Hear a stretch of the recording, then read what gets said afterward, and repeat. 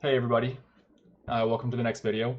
In this one we're going to discuss simple harmonic motion.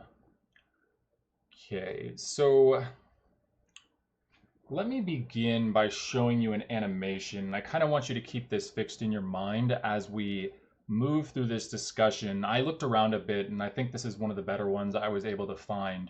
Um, and so this is kind of what we envision when we talk about simple harmonic motion in some circumstances at least, but this is a very uh, canonical example, right, where we just have a mass that is attached to a spring, right? One end of the spring is fixed to maybe a wall, and the mass is resting on a frictionless surface. Well, it's not resting on a frictionless surface, but it's situated on a frictionless surface.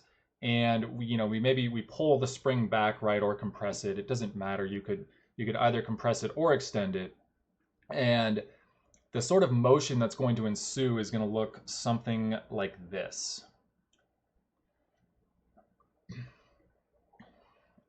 And so it oscillates, right? It just moves back and forth about the equilibrium position. And the equilibrium position, right, in this case is going to be where the restoring force goes to zero, right? So it's probably like somewhere around where my mouse pointer is right now, right around there. Um, and I think this is a pretty good animation because it sort of shows you how this this motion could potentially be represented by like a sine or a cosine sort of function, right? It's also nicely showing you here how the elastic and kinetic energy vary, right? As one increases, the other decreases. Okay, so that's enough of that. And I'm just going to start by saying that if I'm being completely honest, I don't know why it's called harmonic. But that's fine because I know how to do all the stuff, right? So uh, if you're really curious, I guess you could look it up. But anyway, let me say this. I'm going to say that simple harmonic motion is just motion that is periodic, right? And what this means is that very loosely speaking, right? We'll formulate this more precisely later on, but it repeats itself at a certain rate. And the repetition in the video we were just looking at, for instance, was just the mass returning to say its initial position every so often, right? So it starts at its initial position, it moves around a bit, then it comes back to its initial position. And that is what we are sort of thinking about when we talk about the periodicity here. So let me say we're going to look at one example in this video, and that will be a mass fixed to a spring. And we're going to do this in a few. So I had to stop and think for a second there because I had originally intended to talk about pendula in this video as well, but I think we're going to save that for the next one. And so we're going to look at a mass that is attached to a spring and can oscillate horizontally, right? So in what we might call the x direction, or what we will call the x direction, and we will then very briefly look at what it might appear like in the y direction, but I'm going to sort of leave most of the analysis there for you to do on a homework assignment, the next homework assignment. Okay, but I'm going to set you up to hopefully make that not too terribly painful. Okay, so let's talk about this example, right, though, the horizontally oscillating mass. And in this diagram, right, the gravitational acceleration vector would be pointing downwards, so we kind of don't have to worry about that because it's always going to be, well, the gravitational force is always going to be canceled by the normal force, right? So we don't really have to even analyze the y direction. And furthermore, we will assume that the surface is frictionless because when you start having a friction full surface, the math gets a bit more complicated, and we might look at that in the next video, but it won't be as in-depth as this. It'll just be sort of me showing you what it looks like, as opposed to deriving everything from first principles and whatnot. Okay, so let me say this. Remember, right, that for a mass constrained to move in one dimension, and we're just, you know, imagining the thing that's pictured in the diagram there, right? The spring force is given by Hooke's law, and remember that this is just written as F equals negative kx, right? Now, I told you before that I was a little bit ambivalent about the negative sign in there, but from here on out, we're going to always want to include it when we write our Hooke force, and it's perfectly fine. I don't really honestly see it causing any issues within the context of the analysis we're going to do here. Okay. So if we assume, right, if we assume that this is the only force acting on the mass in the x direction, then writing out Newton's second law gives the following. And remember that we are neglecting friction here, right? So this is the only force that's acting on the mass in the x direction. So let's do this nice and slow. I'm going to say F equals ma, and you know, you can imagine there's like an x subscript on the force and the acceleration. I'm just going to omit those because I don't think that there's much of a point when we're really just focusing on a one-dimensional situation like this. So I'm just going to say, well, the force in this case is just the Hooke force, right? It's negative kx. And this is still ma, right? By Newton's second law. I'm going to rewrite this one more time, maybe to make it a little more mathematically transparent. And I'm going to say that negative kx equals mx double dot. Right, remember that acceleration is the second derivative of position, so I can always write this as x double dot if the mood strikes me. And it does right now. Okay, so we're all good with the double dot and single dot notation. I think we've seen that a few times by now, so I don't really think I need to elaborate on that anymore. And you'll see why I wanted to write it like this in just a second here. So what I want to do is I want to re-express this equation as the following. So I'm just going to add kx to both sides, right? So we have mx plus, well, mx double dot plus kx. And this is now equal to 0. I can go through and divide both sides by m, which leaves me with this. And then we'll have k over m here times x equals 0, and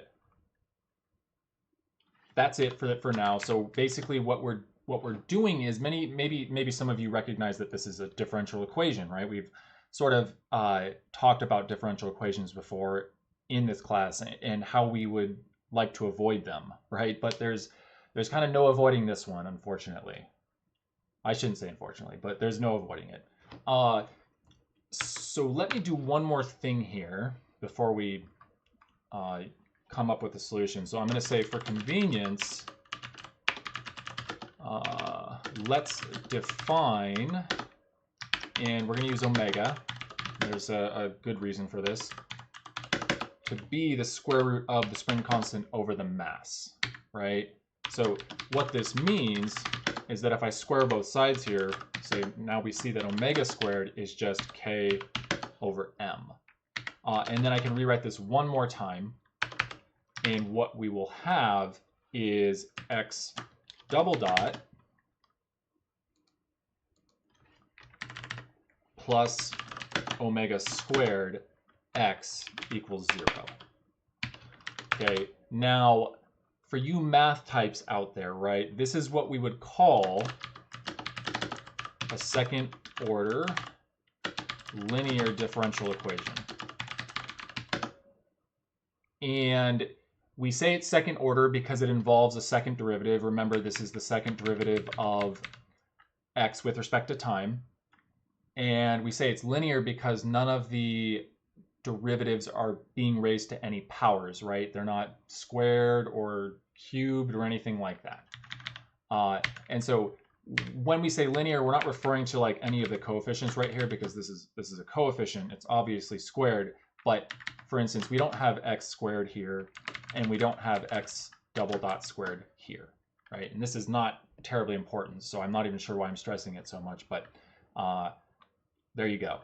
Okay, so you might be wondering, like, well, how the heck do I solve this, right? And the first thing I would say to you is, you watch your language.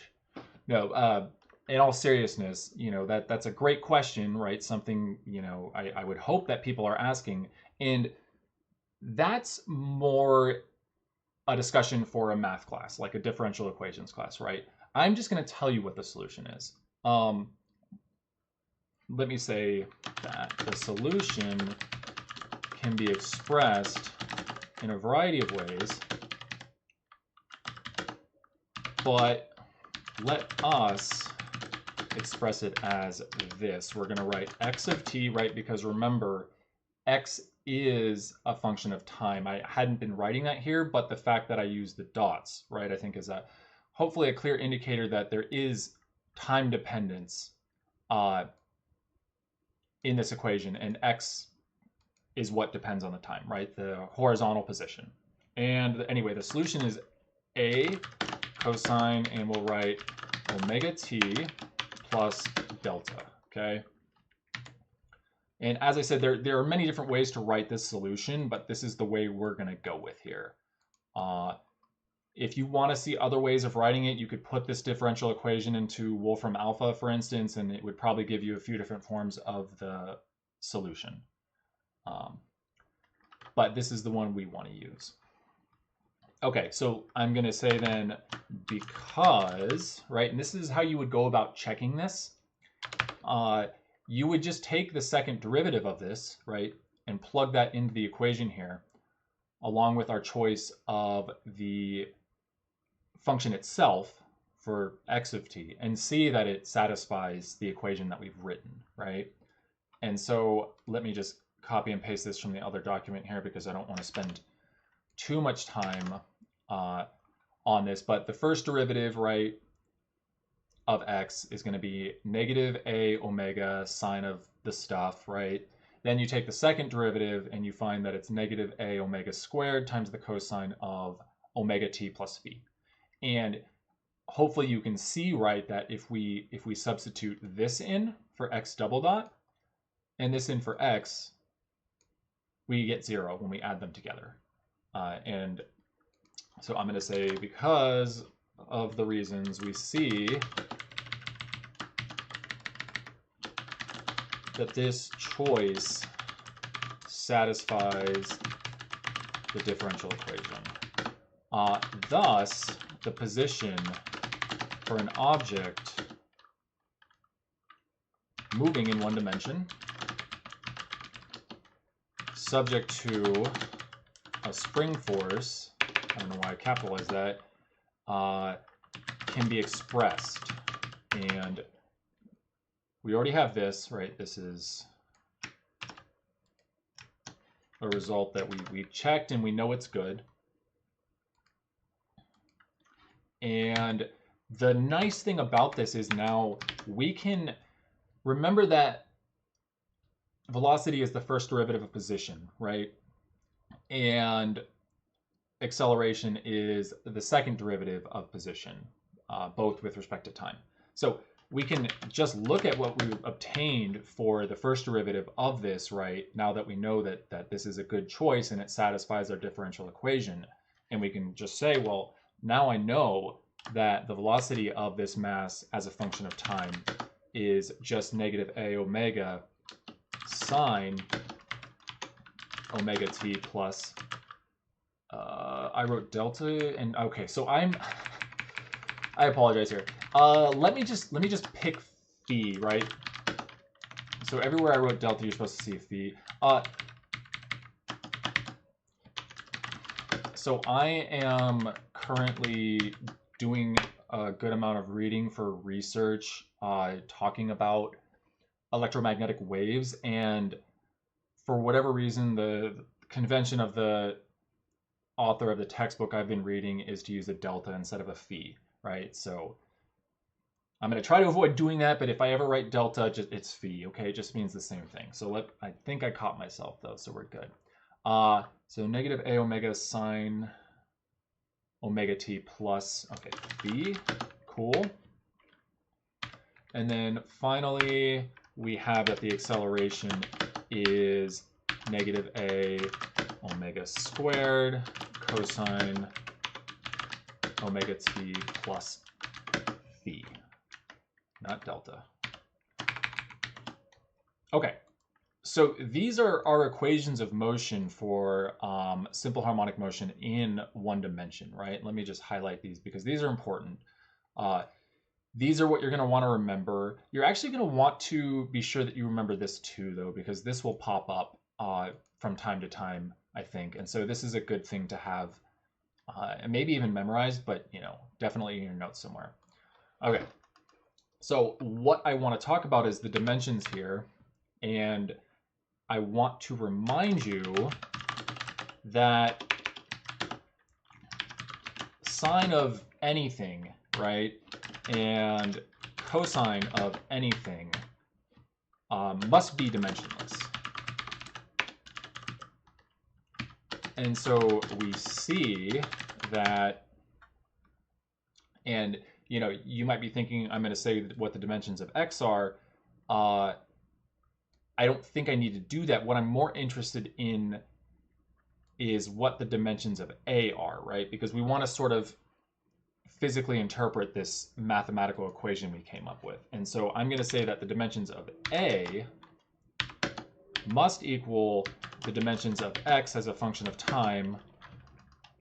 And we know that x as a function of time is just a position, right? It just tells us the position of something at some time. And so the dimensions of a are length, right? And I'm going to then say that a is called the amplitude. And it's the maximum distance from the equilibrium position.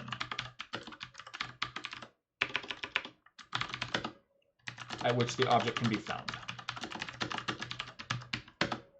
And remember that not only are cosine of whatever and sine of whatever dimensionless, but they're also bounded, right?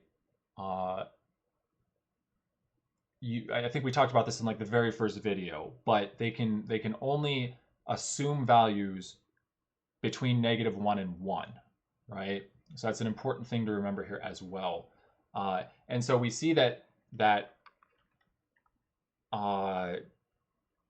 the object can never be at some x position, for instance, that's larger than the amplitude, right? Because, for instance, in this equation, this will always vary between -1 and 1. So it can be at negative big A, and it can be at positive big A, but it couldn't be at like 3a over 2 or like negative 2.5a, right? Because math.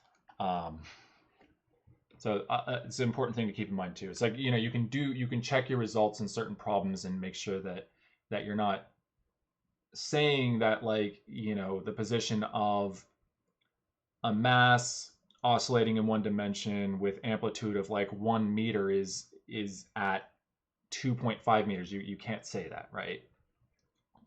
But let me talk about the phi right there. So we're going to say that phi is called the phase constant. And I don't want to really harp on this too much. I know that students can be very confused by phi.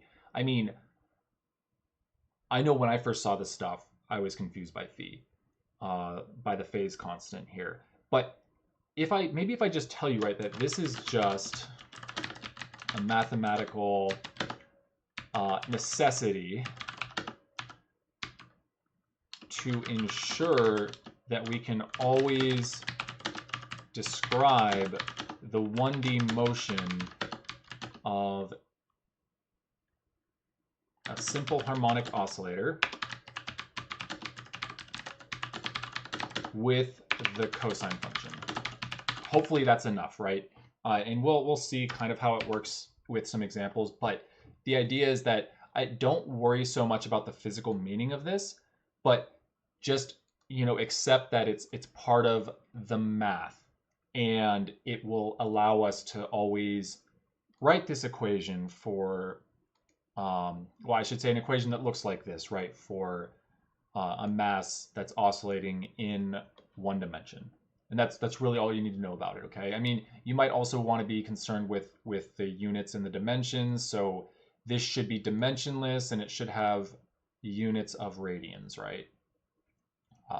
And that's another important thing I should say, is that from here on out, we want to make sure that whenever we're numerically evaluating something, that our calculator is in radian mode, right? If you're using Mathematica, it automatically assumes that all angles are in radians unless you tell it otherwise. But for like a little, TI 83 or whatever it is, you have to make sure that your calculator is in radian mode for these to work out numerically.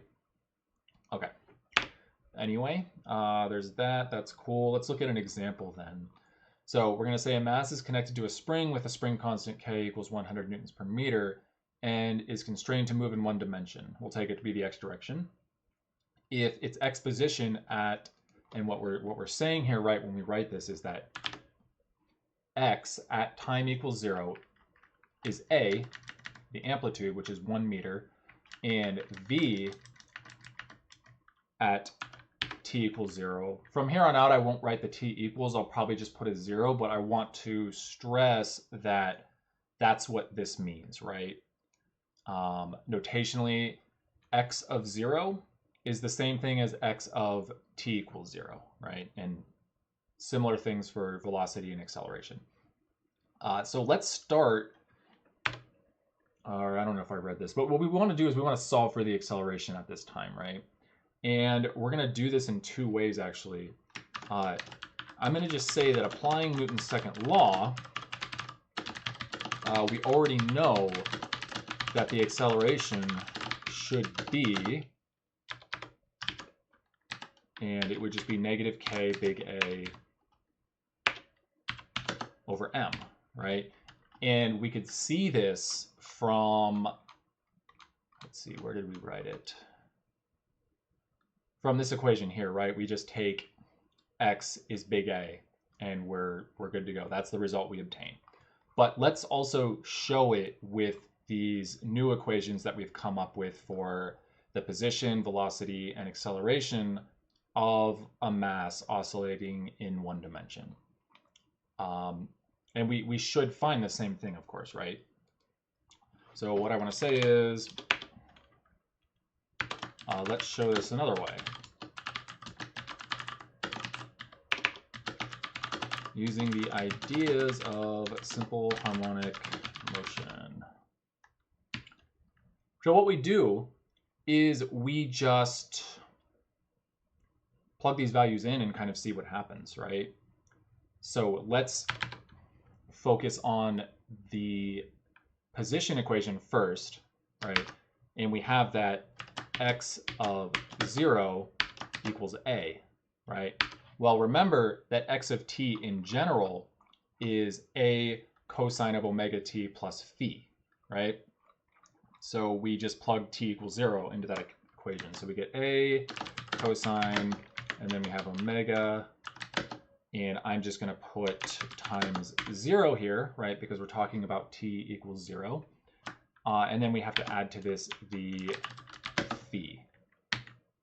So this then becomes A cosine phi, right? So to summarize, let me take this down a line. What we found is that A cosine, I don't think I need the parentheses, A cosine phi simply equals A, right? So therefore, there we go. Therefore, phi must equal 0, right? And so now we know, right? Let me put this in here.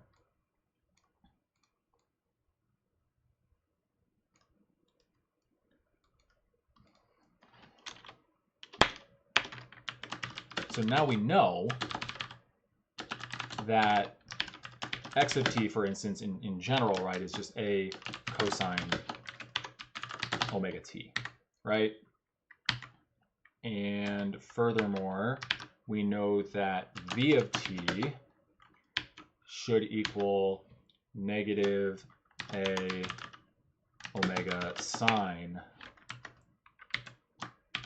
of omega t.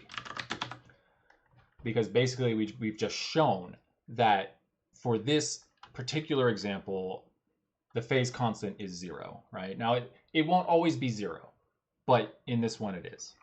Let me just make sure I copied this. Okay, because I can't be trusted to take derivatives in my head. Can't even do algebra in my head. Why would I be able to do derivatives in my head, right? Okay, so that's good. Then we want to check our other, and these are called initial conditions, right? Because they tell us things about the initial state of the system, right? And so let me say this gives, and we're going to write now v of 0 equals negative a omega sine of, and remember we're talking about 0 here, so omega times t, or times 0, that this equals 0. Now this isn't, I think, terribly surprising because, well, we had this in the problem statement, right? We're told that it's 0 initially. So that kind of just confirms what we already know. And the last thing we'll do is we'll just check the acceleration. So we didn't really need to do this, I guess, but that's fine. Finally, for the acceleration, we have, now remember, it was like a of t equals negative a omega squared cosine omega t plus phi, but we're going to get rid of the phi because we already found that to be 0. And let's just go through and change this to change the t's to 0, right? So this is 0 now because we're thinking about the acceleration at t equals 0. And this is 0. And remember, cosine of 0 is 1, right? And so what we find is that the acceleration is just negative a omega squared. Okay, now the last thing to do is just remember that omega is the square root of k over m, right? So omega squared then is k over m. And we find what we expected, which is that it's negative ka over m. Cool. So physics still works, right? It's good. Okay, so this might have seemed a little bit convoluted, and if I'm being honest, I didn't really know where I was going from the beginning, but we ended up getting a little bit of practice with using the initial conditions, right? And this is kind of everything when it comes to simple harmonic motion. You can bet that I'm going to have you do at least one problem where you just have to look at the initial conditions for a one-dimensional harmonic oscillator and just solve for everything based on those, okay? Cool. So let's talk about energy, right? We're going to revisit this idea of conservation of energy. So I want to remind you that the elastic potential energy of an object in one dimension. Now we're still, right, as we continue this discussion here, we're still envisioning this, right? A mass that's, got a spring attached to it where the spring is attached to maybe a wall or some sort of fixed object, right? So this is still what we want to have in mind here. And I'm stressing that because we'll see that we don't have to worry about the gravitational potential energy. So I'm going to say, recall that the elastic potential energy of an object in one dimension is given by, we probably all remember this, but just in case we don't, it's U elastic equals 1/2 k x squared, right? And its kinetic energy is, and this is just going to be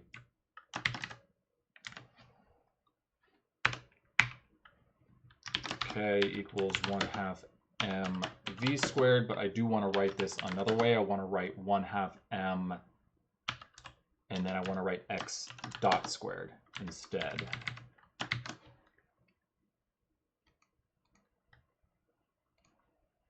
Cool. So, right, we just mentioned that this thing is not changing its height, and so we don't really have to worry about gravitational potential energy. So what we can say is that its total mechanical energy then at any time is given by E equals U sub E plus K, right? And if we wanted to write this out explicitly, we would write 1/2 K, and then we're going to say x of t squared plus 1/2 m, and then x dot of t squared. And then from this, right, from this, it can be shown that the total mechanical energy here is a constant and is given by E equals 1/2 k times the amplitude squared. And I'm going to have you do this on the homework assignment. So I am just stating it, and then I'm going to say, you're going to show this. Maybe you already see how you're going to go about it, but all it really involves is just plugging in the explicit expression for x of t and for x dot of t, right? And then expanding and simplifying, and you should find this. Cool. Okay, so let's look at an example of what this means. So let's say you happen to know that an object of mass m equals 0.1 kilogram, which is undergoing simple harmonic motion on a frictionless horizontal surface and is connected to a spring with spring constant k equals 100 newtons per meter, passes through the equilibrium position of the spring with speed v sub eq equals 10 meters per second. We're going to use this information to solve for the amplitude of the mass's oscillation, right? So let's go about this in a methodical, careful way. And the first thing I'm going to say is that when the mass is at the equilibrium position, we can write x equals 0, and thus the elastic potential energy is 0. So the total mechanical energy then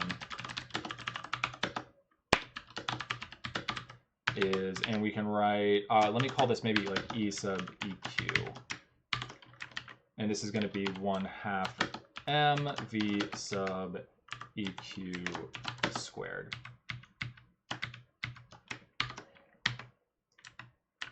And so remember that by definition, right, the equilibrium position is where the spring is neither compressed nor extended. And in the problem statement, we're told what the speed of the mass is at the equilibrium position. So that's what enables us to say that the elastic potential energy at this point in time is 0, and the kinetic energy is just 1/2 m times the speed at the equilibrium position squared, right? So we need to think about another point in time, right? So let's now think about when the mass is at its maximum distance from the equilibrium position. And remember, we call this the amplitude, right? So we can say here now x equals a. Its instantaneous speed is 0. And so there it has only elastic potential energy. Now, perhaps you're wondering why we can just assert that its instantaneous speed is 0 when it's at x equals big A, right? And it would be the same when x is also equal to negative big A. But I want you to remember the animation we saw, right? Where the mass, say, moves to the left a certain distance, and then it comes to a stop. And then it starts to move to the right. And then again, it comes to a stop and starts to move to the left. And so I think that the animation, right, hopefully makes it clear that the mass does reach a point where its instantaneous speed is 0. And so that's something we can take for granted about one-dimensional simple harmonic motion when the mass is at the amplitude positions, let's say, because there are two, right? There in this example, there's x equals a and x equals negative a. So anyway, what we could write here is that E at amplitude, let's say, is 1/2 k squared, okay? And so we just apply conservation of energy.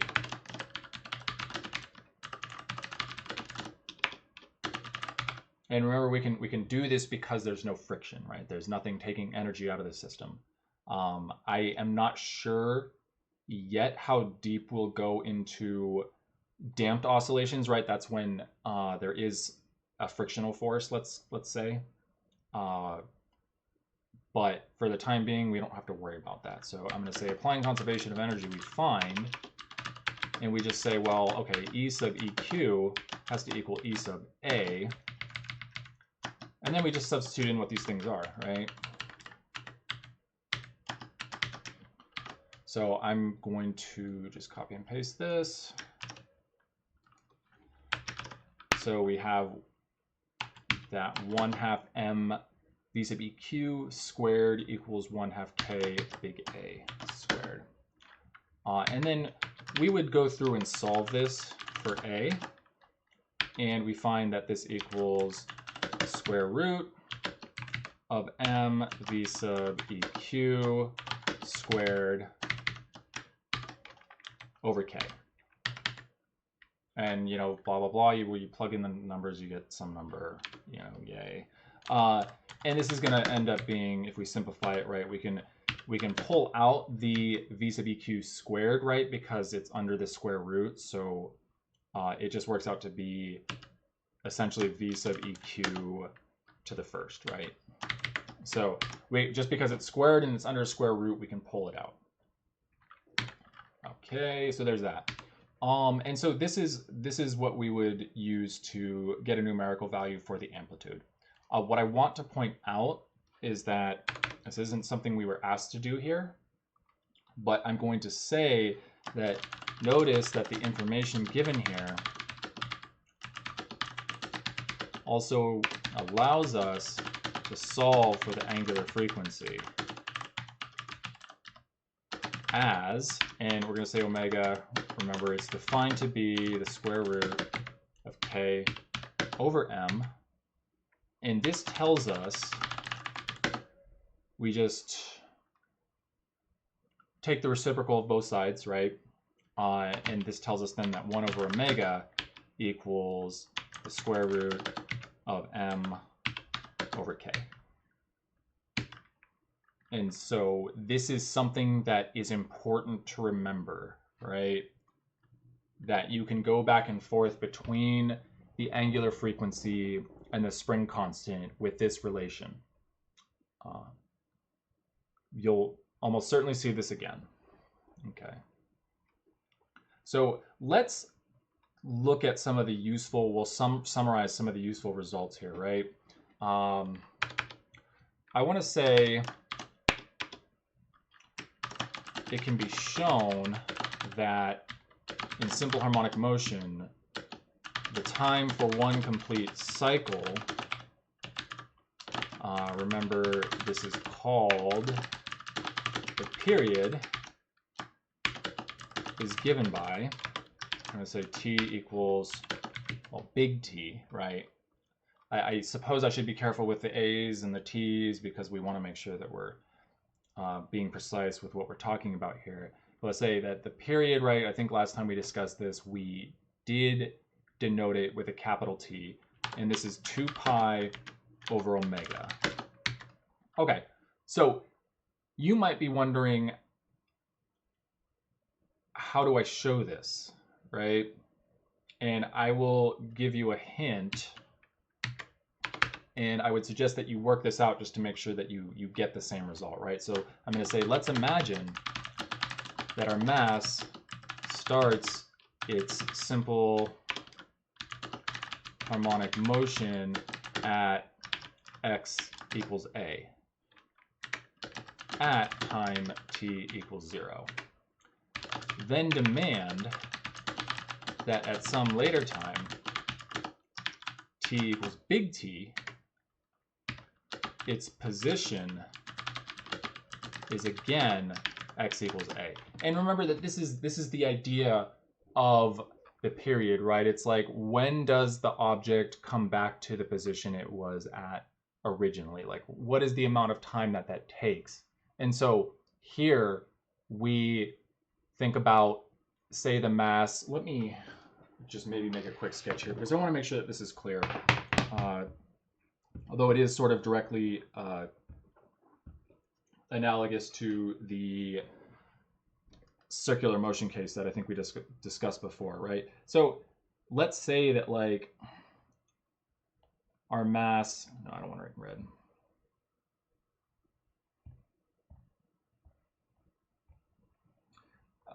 So let's make a rough sketch here, I guess. We'll say that, like, this is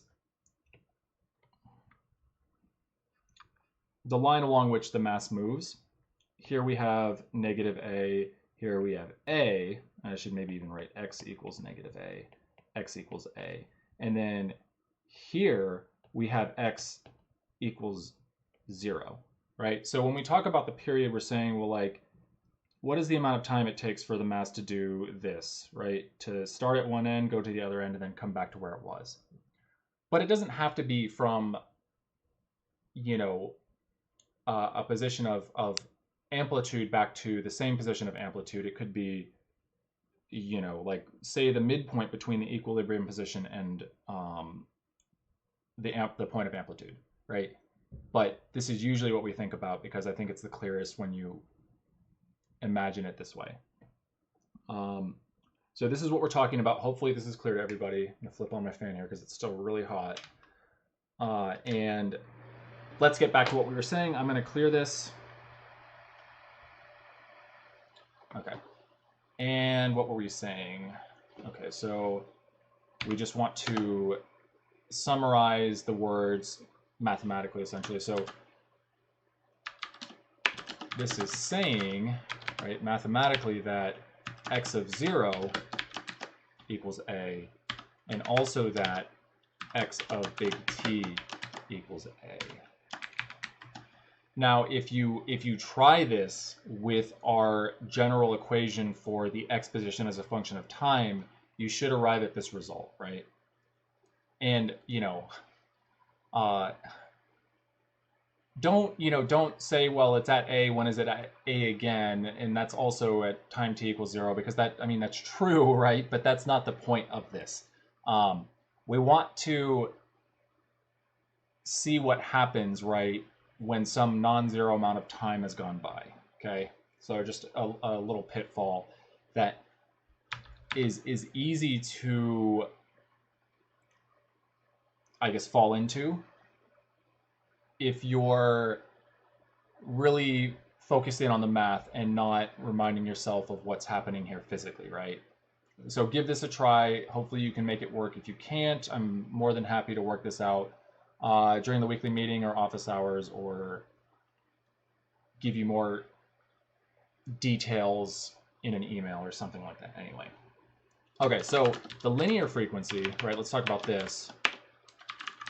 The linear frequency is the number of cycles, and we'll call this number n for the time being, right? The mass completes over a given time. And so if we demand that it completes one full cycle over one period, and that's what the definition of the period is, right? So this is a very reasonable thing to demand. Then this ratio looks like, right, we have F is defined to be N most generally, right? Let's write it like this, N over delta T, because you could say, well, you know, the frequency is technically, maybe it's like 5 cycles over some time interval, right? But we really do want to focus on just one cycle. And so this tells us, right, if we insist that n equals 1, right, the number of cycles is just 1, the corresponding time interval must just be the period. And so we could write F equals 1 over T. And you're good to go. We can also, I actually wasn't planning on discussing this, so I don't know that I'll derive it, but I want to know why I'm bothering with this now, but this should be another highlighted thing because this is very important, right? And then I want to highlight this as well.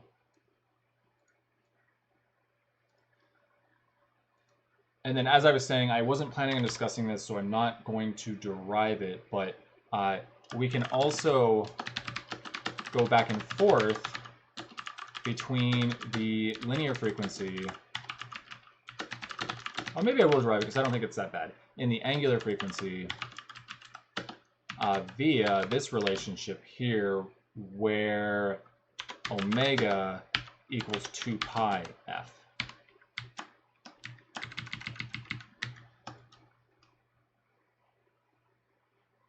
And the quick and dirty way to derive this, right? Let me just put this in here, is to say, well, we now know that f being equal to 1 over big T implies that big T equals 1 over f, right? And we also just found that big T equals 2 pi over omega. And so this tells us that 1 over f equals 2 pi over omega. And we just go through and we cross multiply, right? And we find what I said, that omega equals 2 pi f. Cool. So that's all well and good. I think there's only really one more that I want to talk about. Well, one more of these important formulas, and then we'll very quickly look at the vertical case, right? Like a mass hanging from, say, the ceiling or something attached to a spring. So the last thing, let me just say, finally, we'll compare the equations we found for the position and acceleration of the mass. And just to remind you, these were x of t equals a cosine omega t plus phi, and a equals negative big, put the t in there, a of t equals negative big A omega squared cosine omega t plus phi. Right, these are the equations we found towards the beginning of the video. And so this suggests that, right, and this would be another thing to maybe quickly work out for yourself just to make sure that you see this, but we can write that the acceleration as a function of time simply equals negative big A omega squared times the x position as a function of time, right? Because these two equations look very similar in that they depend on the cosine of omega t plus phi, but they differ by, wait, I shouldn't have an A there, sorry. They simply differ by omega squared, right? And so we can write that the acceleration is always negative omega squared times the position. And if you want to drop the arguments, for clarity, you can just write that A equals negative omega squared x. And this will also likely prove useful. Cool. Let me just make sure I didn't miss anything that I had planned on discussing. I think this is all good. I think we're good. I also want to make sure I didn't write any deltas just because I would hate if I did that. But I think I caught myself and didn't do that anywhere. If I did, if there's you know, a delta hidden in here somewhere that I didn't fix, just remember delta should be phi. But I think excuse me, I think I got them all. Okay, so let's look at this last situation here and then be done. So I want to not do that. Let's quickly examine a mass suspended vertically. Right, so this is the picture we might have in mind, just like maybe a mass that is attached to a spring and hanging from the ceiling. So let's write out the net force equation for this case, right? And I'm going to say here, our net force equation is, and we're going to use y's now, right? Because we usually associate y with the vertical direction. So I'm going to say, well, what are the forces acting on this thing, right? There is the hook force, and there is the gravitational force, which is a constant, right? And then this still equals the mass times its acceleration, and I will write this as y double dot. Okay, and I'm just going to tell you the solution, and then I'll have you probably do some stuff with this on the homework assignment. Like I might have you show that, or I should say show what the velocity and acceleration look like in the vertical case, right? And it's really not that bad if you just focus on the equation I'm about to give you and do all the stuff, right? So I'm going to just say that the solution here can be written, and this would simply be almost the exact same thing as what we found before, except we have to tack on this g over, this negative g over omega squared term, right? But big hint, when you take time derivatives, that term, right, the g over omega squared is just a constant, so it disappears, right? Big hint. Okay, and so this is our solution for the vertical case. All right, so in the next video, we will definitely talk about the simple pendulum, and we will do either damped harmonic motion or the physical pendulum, and potentially both if I'm making good time and I feel like I can fit it all in without having the video be too long. Okay, that's it. As always, reach out if you have any questions. I hope this is all clear, and if not, I will absolutely do my best to make it that way. All right, I will see you in the next video.